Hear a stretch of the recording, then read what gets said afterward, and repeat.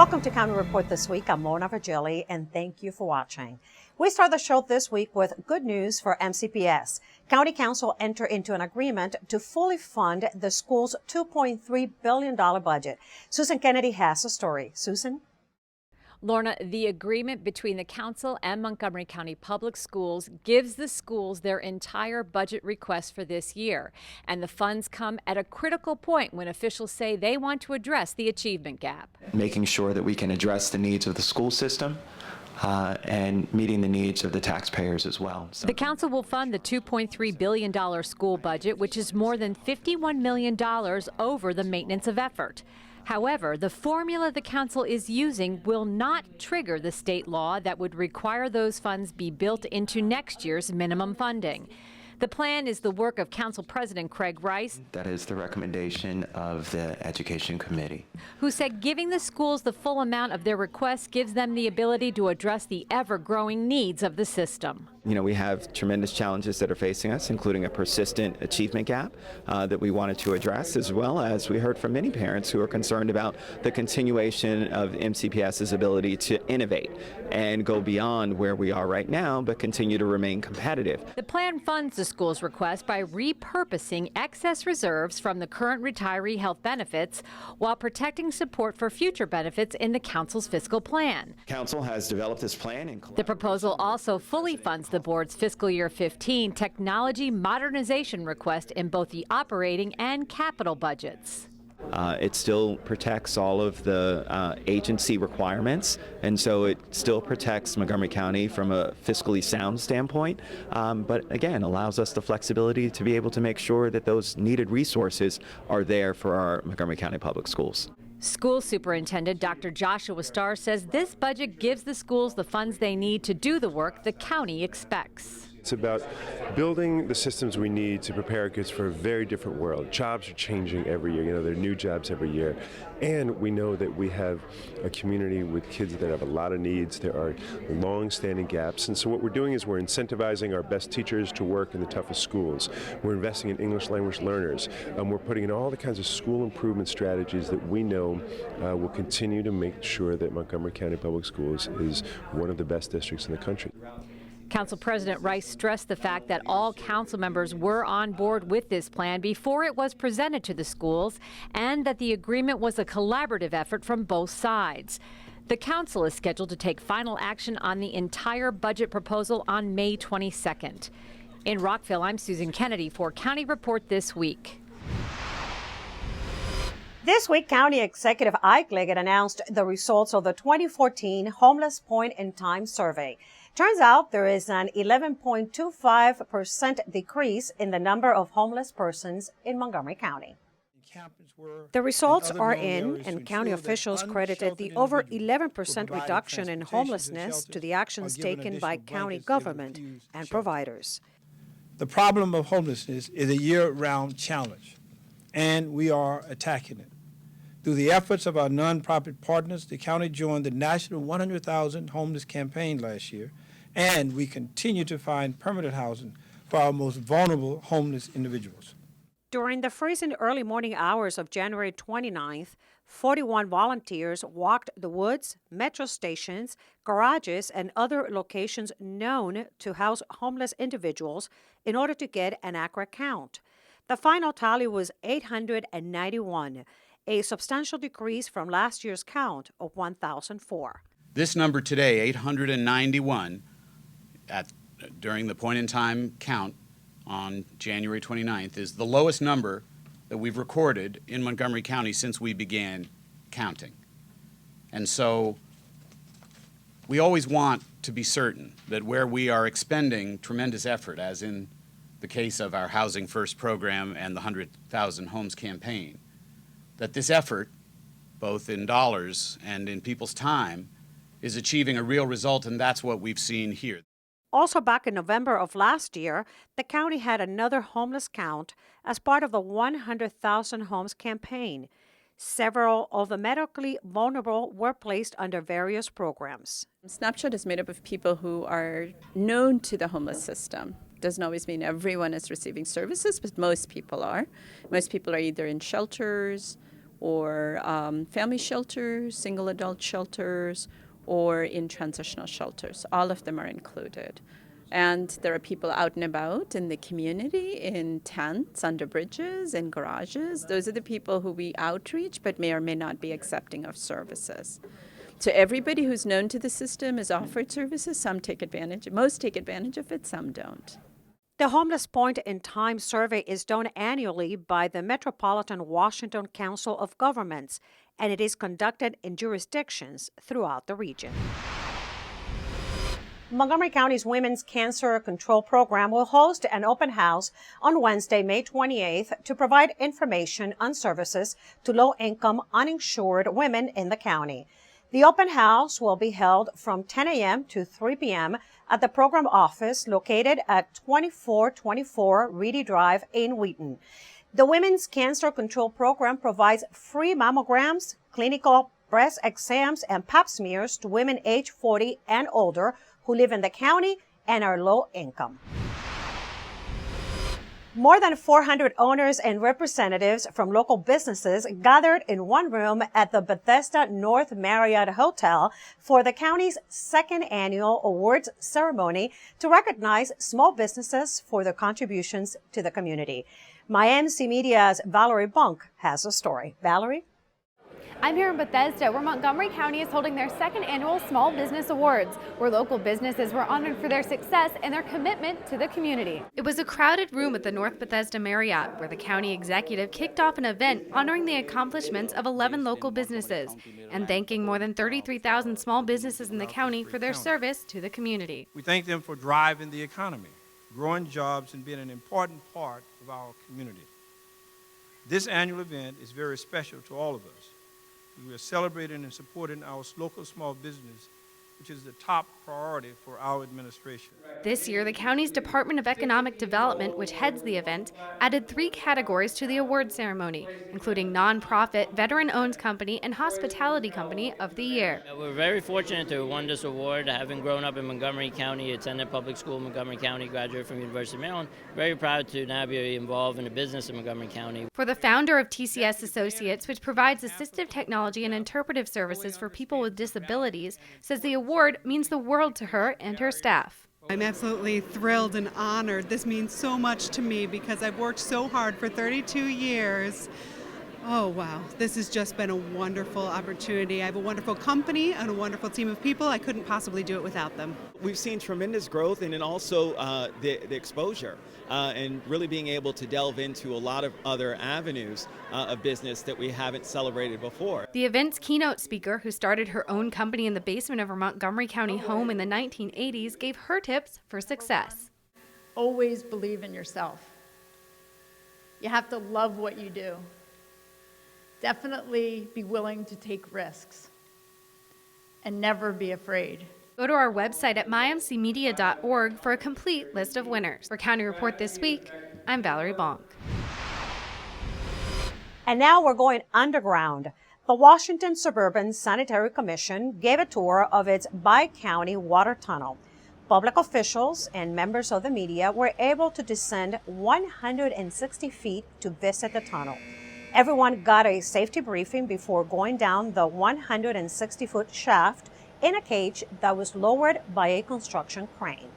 Work on this project began in the summer of 2009 and is expected to be completed and operational in 2015. Well, summer is just around the corner and there is plenty to do for our young adults and children.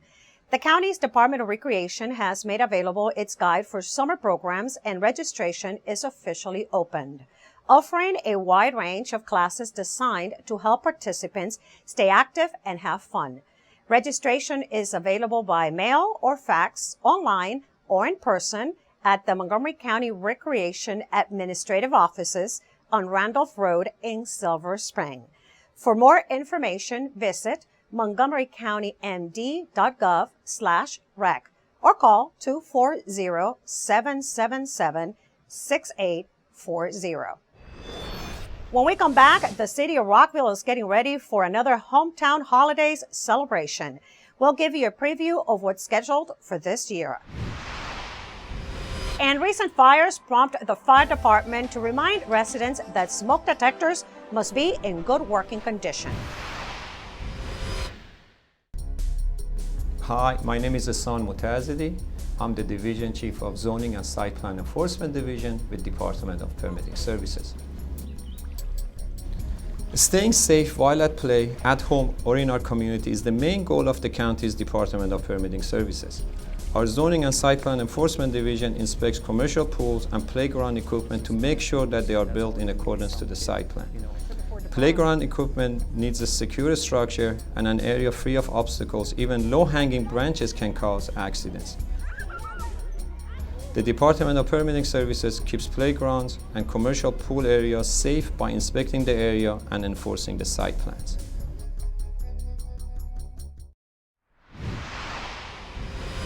Welcome back to County Report this week. I'm Lorna Virgili. It's that time of the year again. Rockville is gearing up to host the best party this side of the Chesapeake, Hometown Holidays.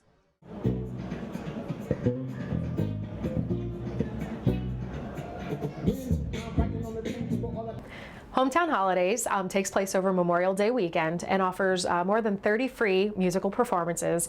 We've got genres from country and reggae, Irish, polka, Latin.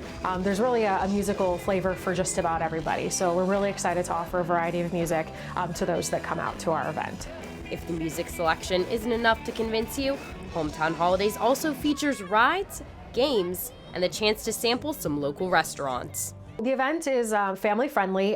Families can bring their kids out, and we've got an area for amusements and entertainment for the kids. And we also have a Taste of Rockville where guests can taste bites from local Rockville restaurants. I'm here at Rockland's Barbecue where we're taking an early look at some of the businesses that'll be featured in a Taste of Rockville. Owner John Sneeden says Rockland specializes in real barbecue with real ingredients. We have our barbecue pork spare ribs. We have barbecue beef ribs as well, and then whole barbecue chicken. And it's these barbecue chickens then that we remove the skin and pull the meat off, and that's what we make our full barbecue chicken out of. And then we have a couple of the salads. If it's warm weather like we're having, we'll probably do our fresh cucumber salad. It has red onion and fresh mint and a raspberry vinaigrette. And then that's our coleslaw, which has a red and green cabbage as well as fresh peas, carrots. And then we also add tarragon vinegar and caraway seed and cumin seed. Be sure to stop by Hometown Holidays this year for entertainment, great food, and the chance to help a city charity. For more information, go online to rockvillemd.gov/hometownholidays. There have been several house fires this year, and the county's Fire and Rescue Department would like to remind you to check the batteries on your smoke alarms and carbon monoxide detectors to ensure that they are working properly. Home fires injure and kill hundreds every year. Smoke alarms that are properly installed and maintained can play a vital role in reducing fire death and injuries. Firefighters are available to visit your house to make sure your smoke detectors are working properly. In addition, the department has some smoke alarms that can be given to residents at no cost. To schedule your smoke alarm inspection, call 311. When we come back, we take you to a folk music concert at Montgomery College.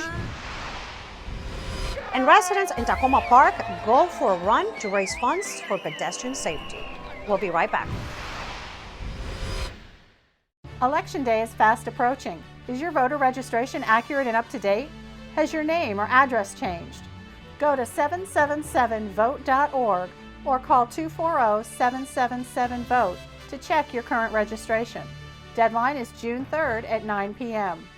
If you can't make it to the polls on Election Day or during early voting, absentee ballots are available now.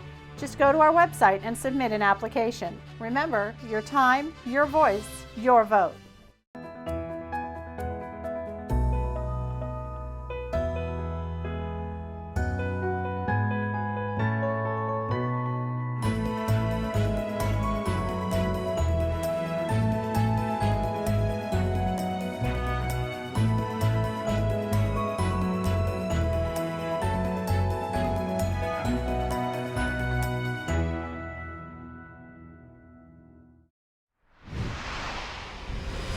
Welcome back to County Report this week. I'm Lorna Virgili. Highland Elementary School students recently performed a concert at their school, but this was no ordinary recorder recital.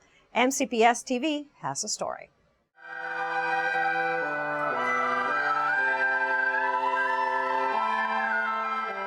Fourth graders from Highland Elementary School in Silver Spring had a unique opportunity to rehearse and perform a concert with a trio of professional musicians. This memorable residency program is being offered at 12 MCPS elementary, middle, and high schools as part of the Baltimore Symphony Orchestra's OrcLab program. Funding for OrcLab is provided by the BSO at Strathmore and its donors. I love this OrcLab program because it's not that we're just in a big concert hall. We come into the classroom. These students are arm's length away from us. They get to see these instruments up close. You get this personal one-on-one attention between the musicians and the students. Today was the culmination of a 5-visit residency program where we slowly introduced reading music, performing music, and culminating today with an ensemble performance, working together as a community. Performing music together is a very personal experience, and it was really neat seeing the students connecting with the musicians and learning about them as people, and the musicians learned about the children as well. I've also grown as a music teacher by watching how these musicians interact with the students. Sandy Gerster, one of the teaching musicians from this ensemble mentoring program, discussed how music can have a profound impact on students. Even a child who maybe struggles with other aspects of his or her life, music is something that's completely separate from all of that, and if they can find some joy in that, I think it just enhances the entire person, and I think it's important. Students commented about their experiences with the OrcLab program. I got to play with the Baltimore Symphony Orchestra. It made me feel more about music is about creativity. You never give up until you get it, and then it ends up being very beautiful music. It was exciting. I was nervous in the beginning, but it turned out really well. I liked hanging out with the Baltimore Symphony, and I like playing the recorder and the stage. I like being in the spotlight. Sheila K Adams, 2013 National Endowment of the Arts National Heritage winner, recently came to Montgomery College to talk to students and to give a public concert. Teske has the details. Sheila K Adams is a 7th-generation ballad singer, musician, and storyteller. Her family descended from the Scottish and English settlers who arrived in western North Carolina and have been living in Madison County since 1698. Sheila K began singing as a child, learning songs from relatives. Come in, my old true love, and spend this night with me, for I've got a bed, it's a very fine bed, and I'll give it up for thee, I'll give it up for thee. Sheila K plays the banjo using the claw hammer style. She picked up the banjo at the age of 8 and has been playing for over 50 years. Gonna hitch old Logan in the front and Morgan in behind. I'm going down that rocky road to see that gal of mine. At Montgomery College, Sheila K met with the students from the 3 campuses to talk about her cultural knowledge, expertise, and music. One of the really critical things to who we are as a college is our academic excellence. And it's not only the quality of the education that we offer our students, but also the high quality of the co-curricular learning opportunities that the college also supports. What more important way of showing this than to have someone of Sheila K Adams' caliber come to the college, present at all 3 campuses, give a public concert to the entire community. Fly around my pretty little miss, fly around my daisy, fly around my pretty little miss, almost drive me crazy. And the learning experience goes beyond Montgomery College. This summer, Montgomery scholars and Renaissance scholars will be spending 2 weeks at the Swannanoa Gathering in Asheville, North Carolina. Many of them will be taking classes with Sheila K Adams. For County Report This Week in Rockville, I'm Danielle Teske. The 5th annual Tacoma Park Safe Route to Schools 5K Challenge was a huge success. It's a fun, family-oriented community event that includes a series of races from adult to youth. Proceeds from the event are used for health and pedestrian safety educational programs at 5 local schools: Tacoma Park Elementary, Piney Branch Elementary, East Silver Spring Elementary, Rolling Terrace Elementary, and Tacoma Park Middle School. Well, it seems that anywhere you go these days in Montgomery County, you're sure to pass a runner. My MC Media's Sonia Burke recently interviewed 2 local coaches who are sharing their passion for this popular sport by helping train area runners of all abilities and experience. Running is on the rise nationally, and that's certainly true right here in Montgomery County. I'm at North Farm Park, where a group of runners are meeting weekly for training runs. Lisa Reichman and Julie Sapper are local coaches who over the years have trained hundreds of runners in Montgomery County. On this day, they're leading a group of runners whose goal is to finish a 5K. It's really to get people who've never run before or who haven't run in many years back on track running. We start with run-walk intervals. It's very low-key, low intimidation factor, and we take baby steps up. As you saw today, they're running 8 minutes, walking 2 minutes, but we started running 2 minutes, walking 2 minutes. So the goal is to get them to a 5K. I started with the group back in the fall. I wanted to run a 5K with my daughter. I think in the past, running was perceived only for athletes, and it wasn't perceived as accessible. People would say, I'm not a runner. But the definition of running is anyone who runs. It doesn't matter what speed you run and what distance you run. Whether you run 5Ks or a marathon or beyond, you're a runner. And I think that intimidation factor has definitely decreased over the years, especially in Montgomery County, between all of the running trails and paths, the number of runners out and about, all different shapes and sizes.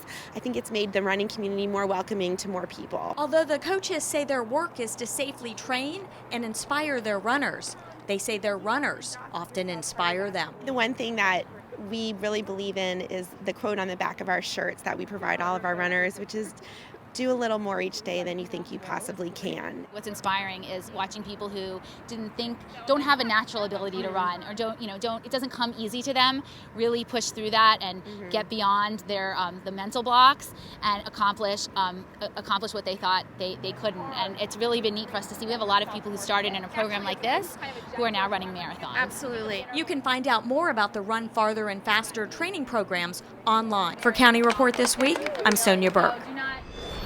When we come back, we take you to a farm where horses are helping individuals with disabilities. And the City of Tacoma Park unveils a new public statue. Stay with us. May is Building Safety Month. Hi, I'm Steve Thomas with the Department of Permitting Services. It's important to make sure that all buildings are safe. That's why, during the month of May, Permitting Services is offering to give you a free safety inspection of your existing deck. So they're still in pretty good shape because you have... Don't let this happen to you. Protect your family. Call 311 for your free inspection today.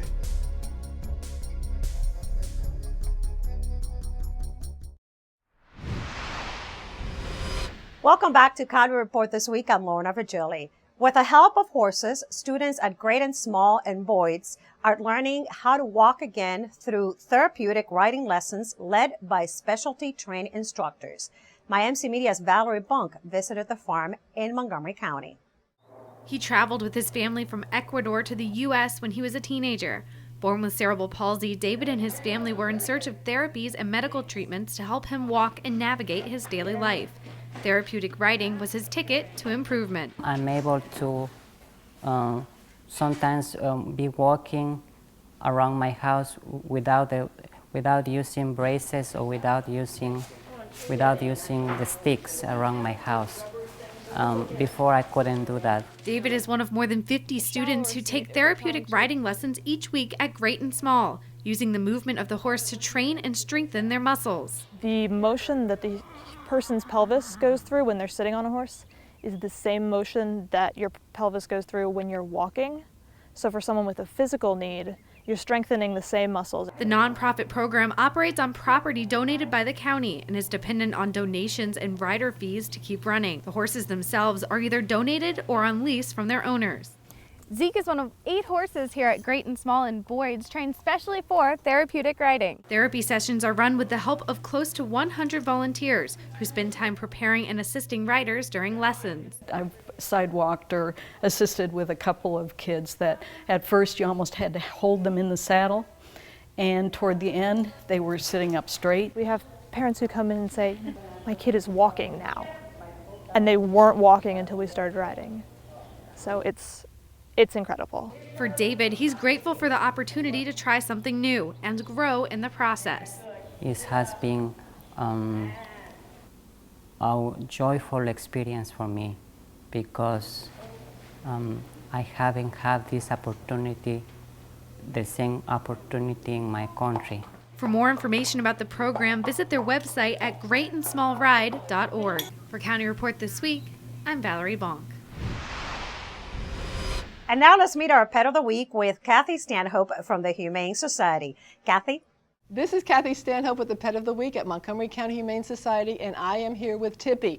Tippy is a lapful. This is a lot of cat, and he's great, though. He really is a wonderful, affectionate lap cat. So visit him at the shelter on Goody Drive, or give us a call at 240-252-2555, or visit Tippy on the web at mchumane.org. The city of Tacoma Park officially lives up to its nickname, Azelia City, after officials unveil a new sculpture along Piney Branch Road. Tamika Smith reports. Tacoma Park residents heading into the city along Piney Branch Road will notice something a little different along their way, an Azelia sculpture dedicated to their city. What got incorporated into this sculpture is just wonderful. To have Azelia City, to have the overall sculpture be azaleas, to have the map of the city within the middle of it, and the representation of the 6 wards of the city. This $15,000 sculpture took Howard Connolly about 3 months to create. Connolly's no stranger to working around the Washington metropolitan area, but says after about 20 years, this is the best project thus far. This is the first time I've built a big public art sculpture that has been bought by a city. When I was a kid, I won a pony for a drawing contest. I lived in Colorado, and they were giving away a pony to the first person that colored in this hot air balloon. And from that point onward, at 9, I thought it was going to be easy, and I'm 50 now. Residents, business owners, and city officials unveiled a new highlight of the city on May 8th.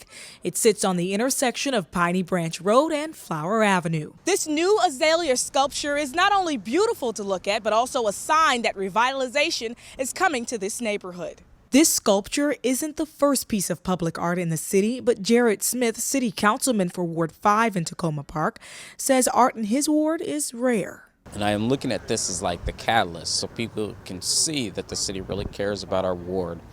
And by 2015, construction is going to start where we're going to put a new sidewalk on the eastern side of the street. We're going to put rain gardens on. The Azelia sculpture is the beginning of public art projects that will be installed this summer. Tacoma Park officials say details are still getting finalized, but residents will have more art projects to look forward to around town. For County Report This Week, I'm Tamika Smith. The 2014 growing season is underway, and that means our county's farmers markets are now open for business. For a list of Montgomery County farmers markets, their locations, and hours of operation, visit mygreenmontgomery.org. With that, we close this edition of County Report This Week. Remember to like us on Facebook and to join us again at this time every week for a look at what's going on inside Montgomery County. We leave you today with some images of beautiful tulips in full bloom at Brookside Gardens. I'm Lorna Virgili. Thank you for joining us.